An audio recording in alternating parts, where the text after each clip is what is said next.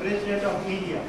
आज हम पढ़ेंगे कि जो प्रेसिडेंट ऑफ इंडिया है उसके क्या पावर्स हैं, उसको प्रेसिडेंट का इलेक्शन कैसे होता है। ठीक है, हमने पहले भी पढ़ा the president is the head of the state, president is the head of the state, prime minister is head of the head of the government, head of the government. ये पढ़ना है कि जो प्रेसिडेंट है उसका रोल क्या है, what is the role of the president, what are the functions and powers of the president. पहले हम यहाँ पर ये पढ़ेंगे जो प्रेसिडेंट है उसका इलेक्शन का प्रोसीजर क्या है। Understand? President is head of the state, just like Prime Minister is head of the government, head of the government. Very good. जो प्रेसिडेंट होता है वो इनडायरेक्टली इलेक्टेड होता है, अंडरस्टैंड? उसको लोग डायरेक्टली इलेक्ट नहीं करते, जबकि प्राइम मिनिस्टर को इलेक्ट करते हैं डायरेक्टली, उसने डायरेक्ट इलेक्शन लड़ा होता है लोकसभा में। अंडरस्टैंड? हमने पहले भी पढ़ा जो प्राइम मिनिस्टर है वो लोकसभा से भी आ सकता है, राज्यसभा से भी आ सकता है। अंडरस्टैंड? मतलब वो किसी भी हाउस से आ सकता है। मगर जो प्रेसिडेंट है, प्रेसिडेंट का जो वोटिंग प्रोसेस है उसमें आम इंसान डायरेक्टली पार्टिसिपेट नहीं करता है। प्रेसिडेंट का जो इलेक्शन प्रोसेस है ना उसमें आम इंसान डायरेक्टली पार्टिसिपेट नहीं करता है। तो उसमें कौन पार्टिसिपेट करता है? पहली बात उसमें जो इलेक्टेड मेंबर्स होते हैं, पार्लियामेंट में जो इलेक्टेड मेंबर्स होते हैं, जो लोकसभा के हो या राज्यसभा के हो, हमने पढ़ा है कि लोकसभा के कितने मेंबर्स इलेक्टेड होते हैं? 543। कितने होते हैं?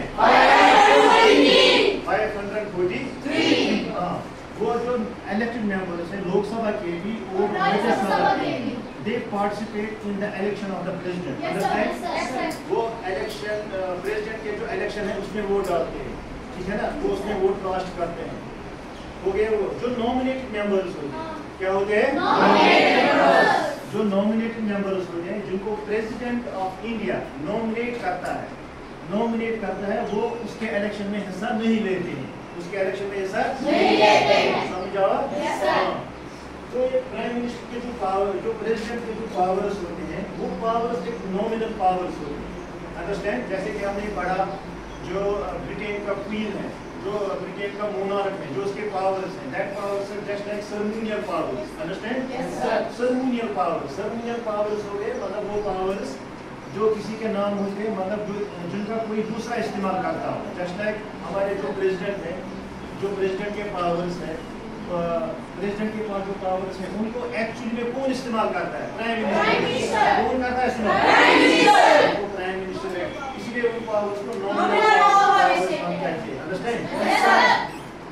तो हमने ये पढ़ा जो आम लोग हैं वो डायरेक्टली पार्टिसिपेट नहीं करते हैं in the election of the president of India.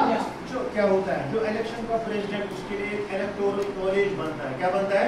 Electoral college उसी को मतलब इलेक्ट करना, जिसको मेजॉरिटी ऑफ वोट्स मिलेंगे ना वही प्रेसिडेंट ऑफ इंडिया बनेगा। नॉर्मली जिसको मेजॉरिटी ऑफ वोट्स मिलेंगे and he will become the president of India. Understand?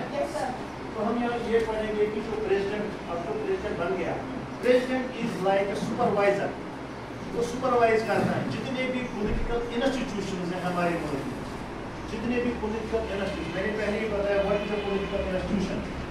वो जितने भी पॉलिटिकल इंस्टीट्यूशन है ना हमारे कंट्री में, प्राइम मिनिस्टर जो प्रेसिडेंट ऑफ इंडिया उसका काम यही, उसका काम होता है सुपरवाइज करना। क्या जितने भी पॉलिटिकल इंस्टीट्यूशंस हैं just like prime minister, governor, chief minister, उसको ये देखना होता है कि मुल्क कानून के कॉन्स्टिट्यूशन के हिसाब से चलता है कि नहीं चलता है। अंडरस्टैंड? तो प्रेसिडेंट को ये देखना होता है कि जो कंट्री है वो कॉन्स्टिट्यूशन के मुताबिक चलता है कि नहीं चलता है। अंडरस्टैंड? हमने ये भी पढ़ा है कि कोई भी बिल तब तक लॉ नहीं बनेगा वेरी गुड जब तक कि प्रेसिडेंट उस बिल को एसेंट ना दे। अंडरस्टैंड? वो प्रेसिडेंट का कंट्रोल वहाँ पर है। अब प्रेसिडेंट का यही देखना है as a supervisor, president acts as a supervisor of the country. वो सुपरवाइज करता है तमाम पॉलिटिकल इंस्टीट्यूशंस को, जितने भी पॉलिटिकल इंस्टीट्यूशंस हैं, चाहे वो जुडिशरी का हो, चाहे वो प्राइम मिनिस्टर हो, चाहे वो गवर्नर हो, चाहे वो चीफ मिनिस्टर हो। President acts like a supervisor, like a supervisor. Understand? तो यहाँ पर एक मसला ये होता है कि then what is the difference between Prime Minister and the President. Here's one thing. Prime Minister के पास होता है popular support. क्या होता है? Popular support. हाँ, क्योंकि he is a directly elected house, directly elected member of the parliament. उसने direct election लड़ा होता है.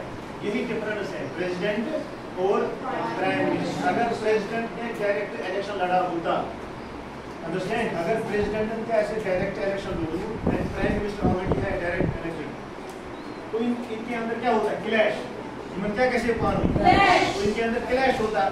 प्रेसिडेंट होता है मेरे पास ज्यादा पावर्स है. I am also directly elected by the people. तो प्रेसिडेंट प्राइम मिनिस्टर भी बोलता है ये नहीं, मैं भी तो डायरेक्टली इलेक्टेड हूँ. Understand?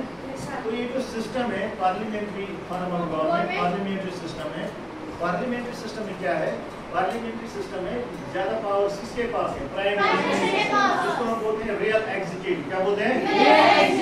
Real executive prime minister है, नॉमिनल एग्जीक्यूटिव प्रेसिडेंट है. अंडरस्टैंड? जो रियल एग्जीक्यूटिव है दैट इज प्राइम मिनिस्टर, और जो नॉमिनल एग्जीक्यूटिव है प्रेसिडेंट, वो है president. Understand? That is a president. तो हमने ये पढ़ा कि जो प्रेसिडेंट है, हमने यहाँ पे ये सीखा president is head of the state. President is head of the state. Very good. At the same prime minister is head of the government. Prime minister head of the government. हमने ये पढ़ा कि इनके इलेक्शंस में भी difference है. Understand? इनका election भी उसमें भी डिफरेंस है. Understand? President Lok Sabha, prime minister Lok Sabha से भी आता है, राज्यसभा, बट डायरेक्टली इलेक्टेड.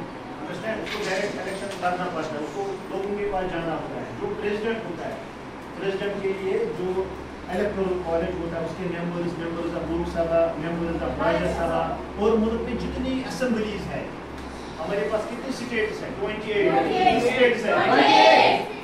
जो 28 स्टेट्स है ना, उनके इलेक्टेड मेंबर्स, मैंने कहा इलेक्टेड मेंबर्स हैं, that participate in the election of the president. That participate in the election of the president. समझ आवा? वो प्रेसिडेंट के इलेक्शन में हिस्सा लेते हैं.